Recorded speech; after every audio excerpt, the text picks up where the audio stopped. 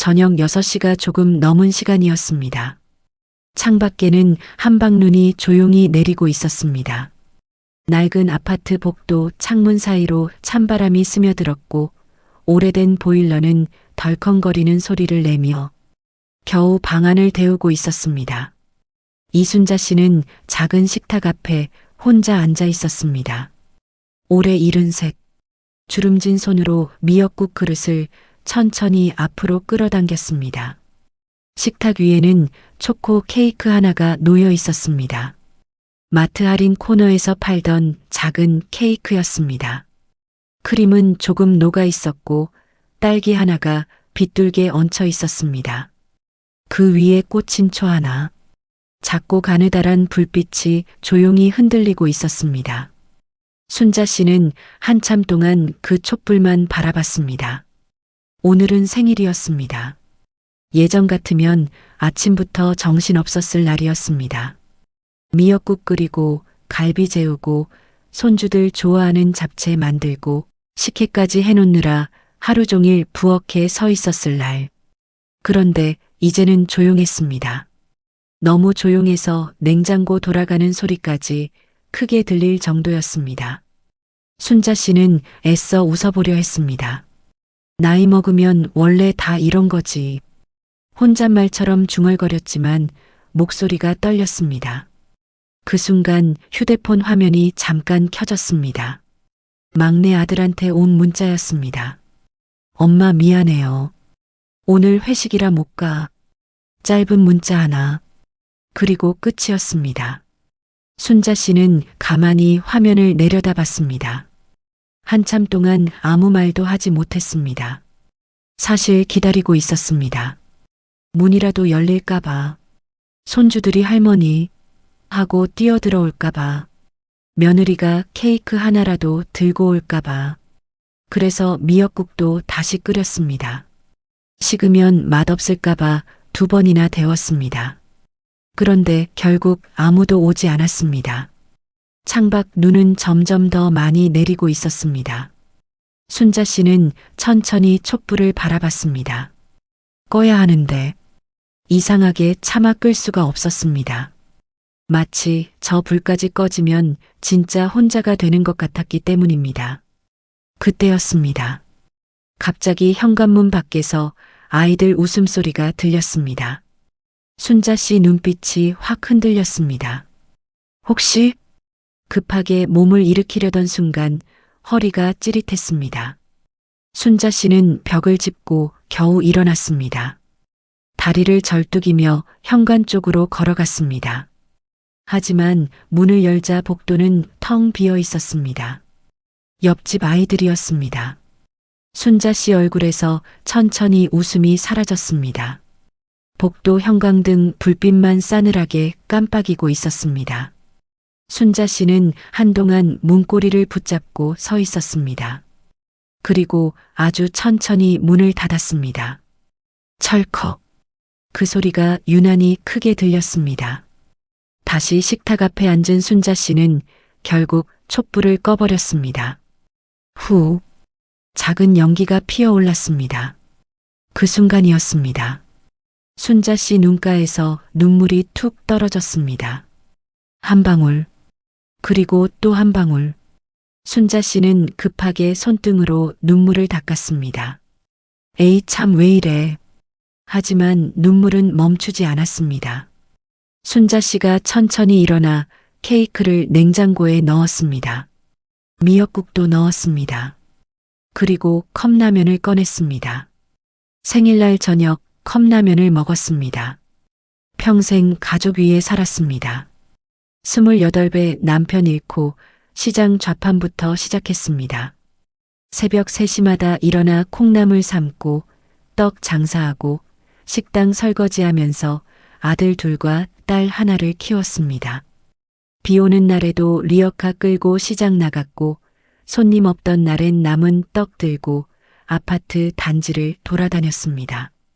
그러면서도 자식들만큼은 남부럽지 않게 키우고 싶었습니다. 대학 등록금이 부족하여 남편이 결혼 때 마련해준 금반지까지 팔았습니다. 아무 미련 없이 아들 등록금이 다였습니다. 아들 군대 보내던 날엔 집에 와서 이불 뒤집어 쓰고 밤새 울었습니다. 그렇게 평생 자식만 보고 살았습니다. 그런데 이상하게 나이 들수록 더 외로워졌습니다. 처음엔 다들 바쁘겠거니 했습니다. 애들 사는 게 힘들지. 늘 그렇게 이해했습니다. 하지만 어느 순간부터는 전화도 줄어들었습니다. 명절에도 잠깐 얼굴만 비추고 갔고 생일은 점점 잊혀졌습니다. 처음엔 그럭저럭 챙기더니만 어느 순간부터 문자만 보내기 일쑤였습니다. 며느리는 늘 바빴고 손주들은 할머니보다 휴대폰을 더 좋아했습니다. 어느 날은 아들이 무심코 이런 말까지 했습니다. 엄마 혼자 있는 게 더 편하지 않아? 그 말을 듣는 순간 순자 씨 가슴이 철렁 내려앉았습니다. 편하다. 정말 그럴까? 혼자 밥 먹고, 혼자 TV 보고, 혼자 아프고, 혼자 자다가 다리에 쥐나서 끙끙 앓는 게 정말 편한 걸까? 그런데도 순자 씨는 웃었습니다. 그래, 엄마는 혼자가 편해. 그 말을 하고 돌아서는데 이상하게 눈앞이 흐려졌습니다. 그날 이후 순자 씨는 자꾸 이상한 버릇이 생겼습니다. 저녁만 되면 괜히 반찬을 많이 만들었습니다. 아무도 안 오는데도 잡채를 하고 오이를 무쳤습니다. 혹시라도 애들이 올까봐, 혹시라도 손주들이 할머니 밥 하고 들어올까봐. 하지만 대부분 음식은 그대로 남았습니다. 냉장고 안에는 먹다 남은 반찬통들만 늘어갔습니다. 그러던 어느 겨울밤, 눈이 많이 내리던 날이었는데 순자 씨는 욕실에서 미끄러졌습니다. 쿵! 허리를 바닥에 세게 부딪혔습니다. 순간 숨이 턱 막혔습니다. 아! 아무리 일어나려 해도 다리에 힘이 들어가지 않았습니다. 순자 씨는 차가운 욕실 바닥에 한참 쓰러져 있었습니다. 벽시계 초침 소리만 들렸습니다. 그때 처음 무서워졌습니다. 내가 여기서 죽으면 며칠이나 지나야 할까? 그 생각이 드는 순간 눈물이 왈칵 터졌습니다. 순자 씨는 떨리는 손으로 휴대폰을 찾았으나 휴대폰은 식탁에 있었습니다. 오전 11시 큰아들 민준의 핸드폰으로 모르는 번호가 울렸습니다. 안녕하세요. 한양병원 응급실입니다. 이순자 씨 보호자 되십니까? 민준이 손에서 핸드폰이 바닥에 떨어졌습니다. 발견한 건 옆집 할머니였습니다. 매일 아침 8시면 현관문을 열던 순자 씨가 그날은 9시가 넘도록 문이 열리지 않았습니다. 이상하다 싶어 두드렸습니다. 안에서 아무 소리가 없었습니다. 관리사무소에 연락하여 문을 따고 들어가 보니 순자 씨가 주방 바닥에 쓰러져 있었습니다. 손에 냄비가 쥐어져 있었습니다. 미역국이었습니다. 생일날 끓였다가 냉장고에 넣어뒀던 그것. 오늘 아침 데우려다 쓰러진 것이었습니다. 사흘이 지나도록 아무도 먹지 않았던 미역국이었습니다. 세 자녀가 병원에 모였습니다. 의사 선생님이 말했습니다. 뇌경색입니다. 사실 3달 전에 수술이 필요하다는 진단이 이미 나왔었습니다.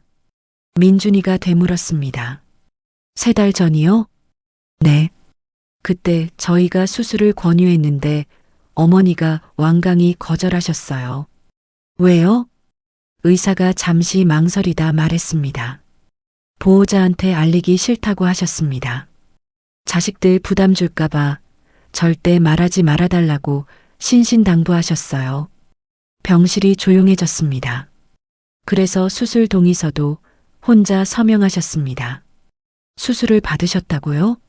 아니요. 혼자 서명하고 수술을 거부하셨습니다. 딸 미진이가 그 자리에서 주저앉았습니다. 병실을 정리하다 침대맡 서랍 속 낡은 노트 한 권을 발견했습니다. 2월 14일. 어지럽고 머리가 아프다. 민준이한테 전화했더니 회의 중이라고 끊었다. 괜찮겠지. 나 하나 아픈 게 뭐 대수겠어. 4월 3일 병원에서 수술하라고 했다. 얼마나 드냐고 물었더니 1,500이라고 했다. 그 돈 어디 있나? 어차피 지난달에 민준이한테 5천만 원을 보내주었으니 이만하면 됐다. 말 안 하길 잘했다. 민준이도 지금 힘든데. 셋이 그 줄을 동시에 읽었습니다. 민준이가 벌떡 일어났습니다. 5천? 그게 무슨 말이야? 미진이가 다음 장을 넘겼습니다. 작년 10월 민준이 회사가 어렵다고 했다. 직원 월급을 못 줄 것 같다고. 말은 안 했지만 도와달라는 거 다 안다. 내 전세 보증금 빼서 5천 보냈다. 민준이한테는 그냥 조금 있던 거라고 했다. 이제 나는 월세로 옮겨야 한다. 괜찮다.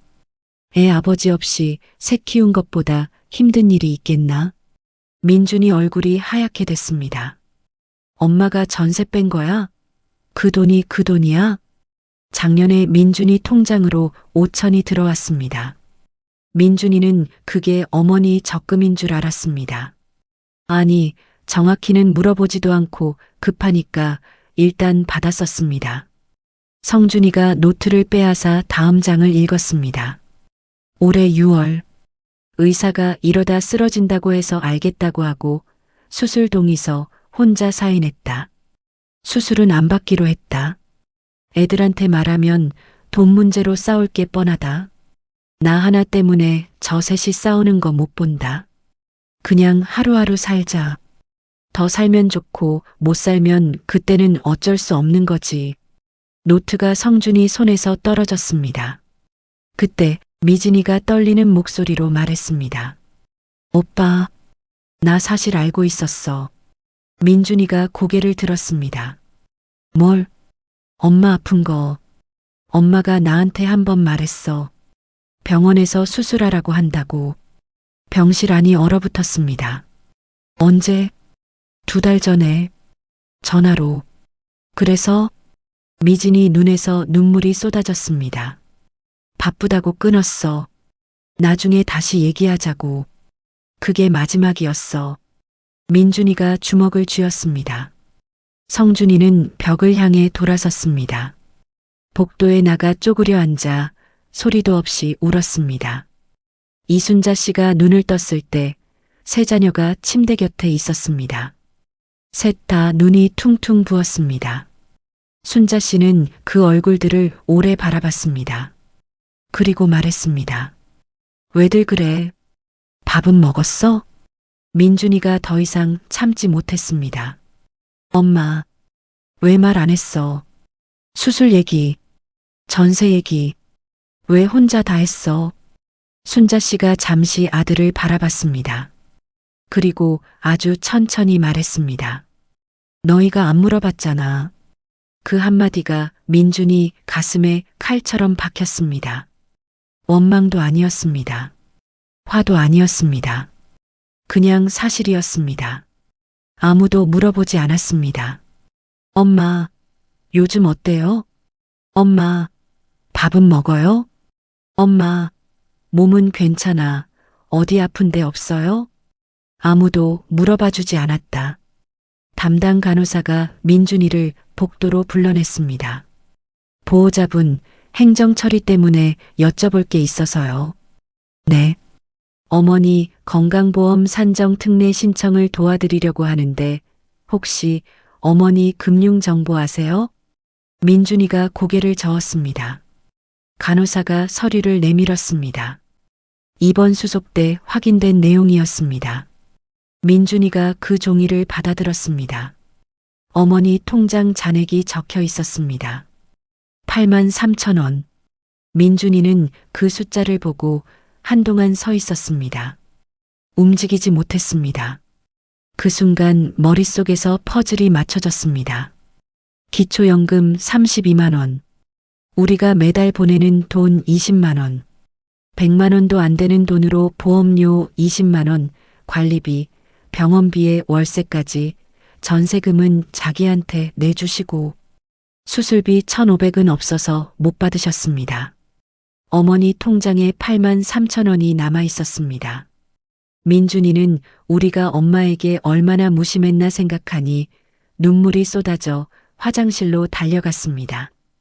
그리고 그 자리에서 울었습니다. 50살 먹은 남자가 변기를 붙잡고 짐승처럼 울었습니다. 그날 밤 민준이가 편의점에서 작은 케이크를 사왔습니다. 초를 꽂았습니다. 숫자 7, 숫자 3. 병실 불을 껐습니다.